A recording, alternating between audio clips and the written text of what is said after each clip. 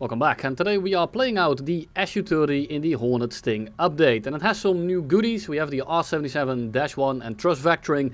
The thrust vectoring I will showcase a little bit later in the video. First I want to just take a look at the average performance in an Aero B match. And in an Aero B match, it is actually going to be worse than the SU-27 SM.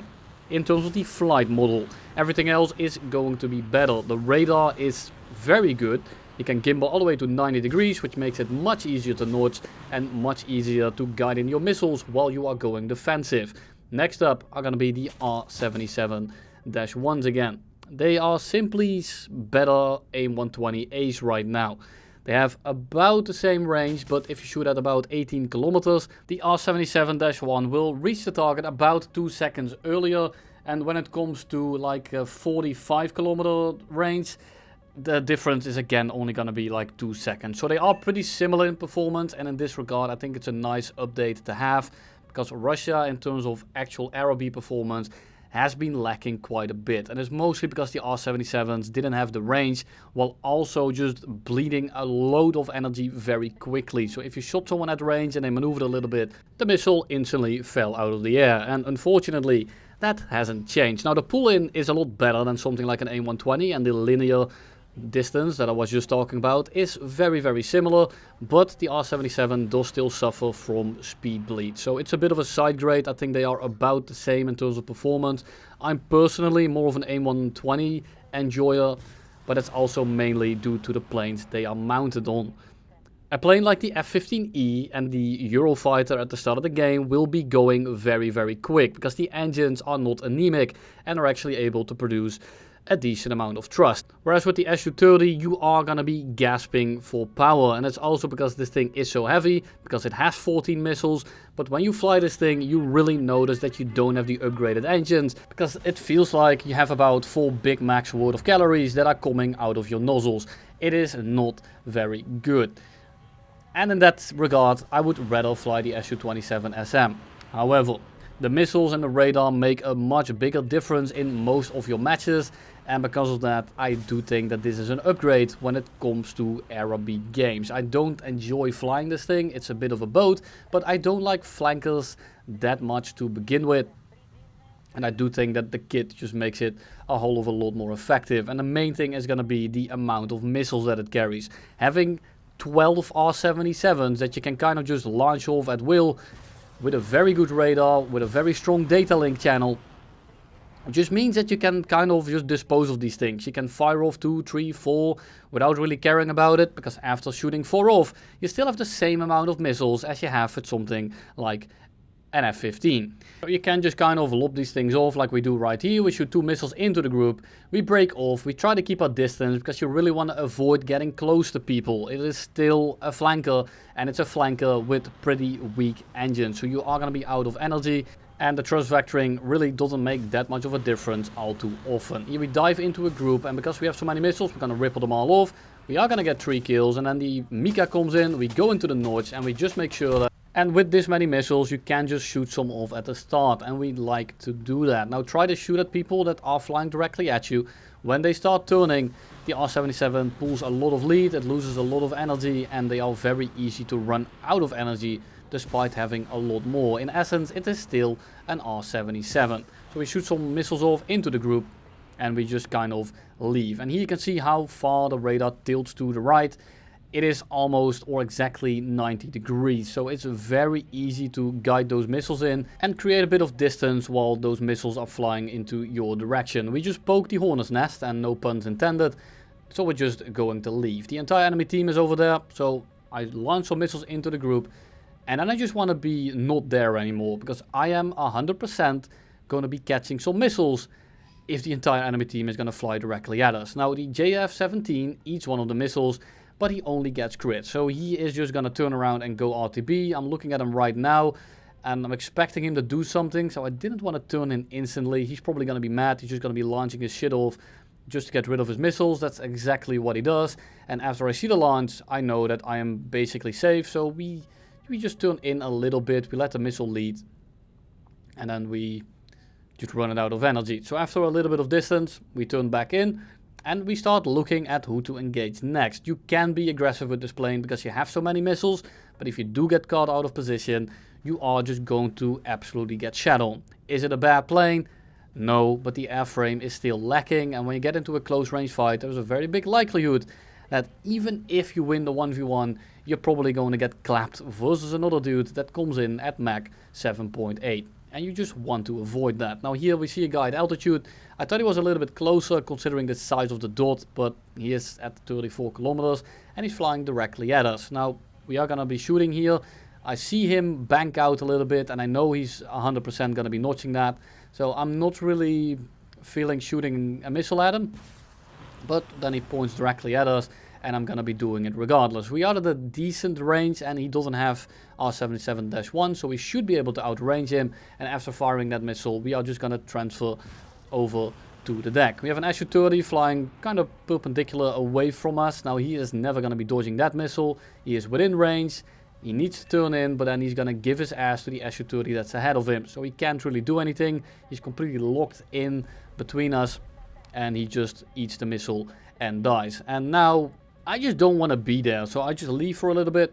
I try to be a little bit more passive with this plane, and right now I know that they are probably going to be aggroed on the SU-30 behind me, so I am going to be looping around in a second to see if we can help our team out with actually surviving this match. SU-27 crashes in the background, not sure exactly where he was. And then the first one shows up, so we lock on with the R77. But there's teammates next to him, and there's another J10 coming in that is flying directly at my team. So I'd rather just shoot at him first. It's going to push him into the defensive. If he doesn't go defensive, he blows up. And if he does go defensive, it puts a lot of pressure, or takes a lot of pressure off of my teammates, which is what I, of course, want to do. First one goes down, second missile out on the SU-27. There's no way he's going to be dodging that. He eats it directly in the cockpit, and then we lock onto the MiG-29. And after all those wasted missiles and a decent amount of kills, we still have the same amount of missiles left as when you were stock in this plane. The stock grind in this thing is going to be abysmal, because the amount of missiles is a very strong kit, or it's what makes this kit so strong. The R-77s, while a bit of a side grade of the AIM-120, having so many of them is what makes this thing so dangerous. It's not the thrust vectoring, it's not so much the radar, which is of course very good. The amount of missiles, and of course it helps a lot that they are better than the R-77, the regulars. But the amount of missiles here is really what makes or breaks this plane. So having none at all at the start of the stock grind is just not going to be it. And here comes the last guy, it's the JF-17 that we crit at the start. So we kind of just nose up, we shoot the R-77-1 and we go into the terrain. He's going to be doing the same thing, and the R-77 and his PL-12 are not going to be killing anything, because we are both just staying behind trees, staying into the terrain, and the missiles, when fired from this low, are not going to splash you either, because they don't come from directly above, and they are just going to hit the ground directly in front of you. They are really not going to get anything done, but you know, you might as well try to at least get the weight off. But I'm on 1 minute 10 of fuel, and I know that the JF-17 just took off, so I should be able to just kind of turn in here and kill him regardless. We pitch up over him, we pre-flare in case he shoots a PL-5E at us, and we just kind of hammer the elevator and get behind him instantly, which is exactly what we do. Now I don't even need thrust vectoring for this fight. If anything, it would grieve me, because if that missile had missed, or if I had pulled too hard and I run myself out of energy, I potentially just crash and die. So I'd rather just keep it stable, maybe get a second turn to shoot at him instead of only one. And it didn't matter in the end because it killed him anyway, but I can just use my thrust vectoring there, get a epic cool clip where I Cobra and then pretend it's all because I have the AOA limiter off. Now here we have an example of what not to do. So I did try to just get like all the missiles off at the start. I shot like 10 into the group, and what is going to end up happening, it's not going to be the giga kill clip. I'm going to kill 2, and the rest just knows what to do. They notch, they multi-pad, they get behind the mountain, they just dodge all my missiles. And now I have 2 left, which essentially means that I have nothing at all. Now I can do 2 things. I can go RTB, get my missiles back, and do it all over again, and probably get better success, because in the late game, we all know when you have 3 or 4 guys running at you, and you shoot all 4 missiles at them, there's a very big likelihood none of them are going to try and dodge, because they're all busy trying to get the last kill of the match, which is how you win a lot of your games. But I didn't really feel like it. I felt like I might be able to get something done with the 4 missiles that I have, which is again the stock loadout. And I'm just kind of flying around and seeing who I can engage. I had a missile flying at us, so we just kind of go wide loop around, drain its balls and get it out of position.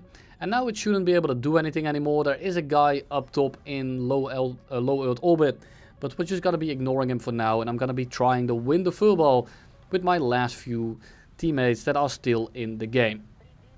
Also, keep in mind that you can actually see what you're locking onto right now, which is very helpful. When you lock something and it says SU-27, F-16, rocket, you know when or not to fire, which is very much helpful.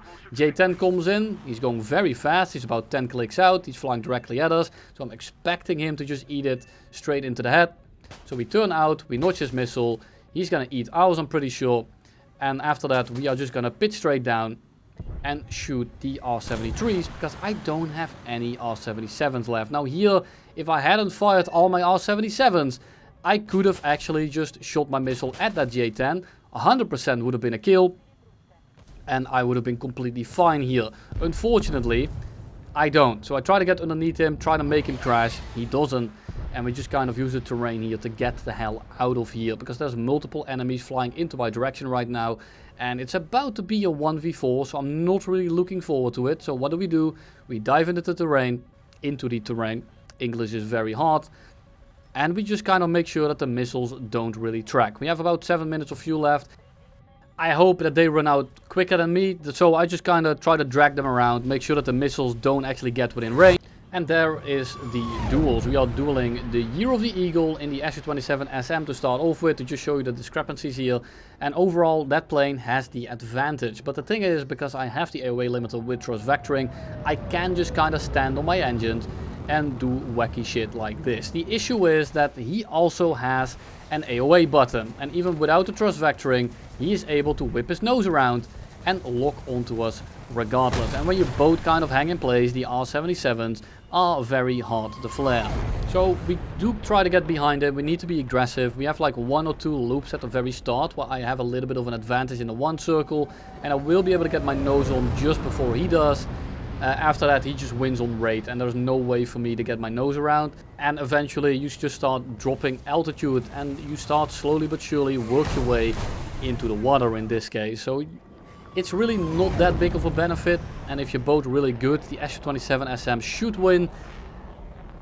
But the SU-30 is extremely annoying to fight, because it's basically always looking at you. And with R-73s, that's very often all that you need. Now if it's guns only, it's going to be a little bit of a different story.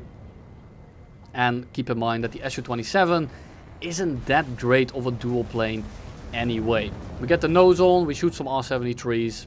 It hits him, but look at the altitude that I'm losing. If I had to keep looking up there, or if he successfully flares the R-73, I simply just get clapped. I totally didn't hit the water there. We have the F-16C, and the F-16C is not the best dual plane in the game. It's kind of the middle of the bunch.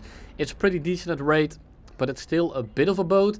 And here you actually do have a massive advantage when it comes to the 1 circle, so the very first, second, and if you're lucky, the 3rd turn as well. You are able to get your nose on target, and you are able to whip it around and shoot your R-73s off. And when he goes wide like that and he has his afterburner on, your missile will take him out for dinner. But if he plays it right and just goes into proper raid fighting, you are never getting your nose on, because you get about 1 pull in, and if your R-73 gets flared, and if he anticipates it, he will flare it, there's a very big chance that you are just running yourself out of energy. He loops in behind you and you instantly die. Here we have the F-15J, and it's essentially the same story.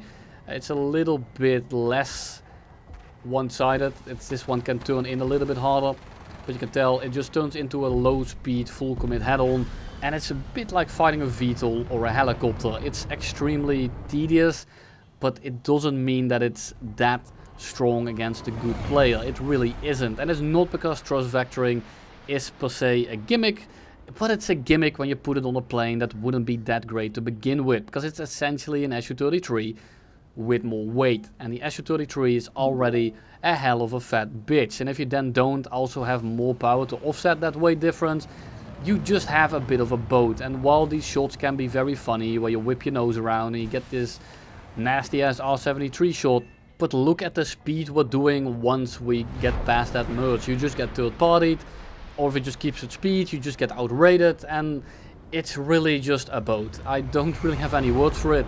The R77-1s and the radar are extremely potent, and that's essentially all that you really need in RRB. So yes, this plane I think is good for the balance. It doesn't really break the balance. It's a bit of a side grade to the SU-27 SM, and I do think that in a regular game it is gonna fare you better results, especially if you are decent or know how to use the SU-27s. But personally, I'm not a fan of the SU-27 with weaker engines, and I'd rather just get more power than thrust vectoring. If this thing gets the SU-27 SM engines, even without the thrust vectoring, I would fly it over it every day of the week, because the kit is just much stronger. And really, these last fights are just to demonstrate how annoying it is. It just turns into a head-on fight, and there's really not much to take away from it. And that's essentially all I have for you today. The MiG-29 gets kind of clapped by this thing. It's mainly because this one doesn't have the R73s, it's the MiG-29A. But it's just to show you the discrepancy of flight models, where I can just whip it around and fire the missile off. But now flying backwards, I'm losing altitude and I'm losing energy despite gaining speed. But that's only because I'm gaining negative speed. Thank you all for watching, and I'll see you in the next one.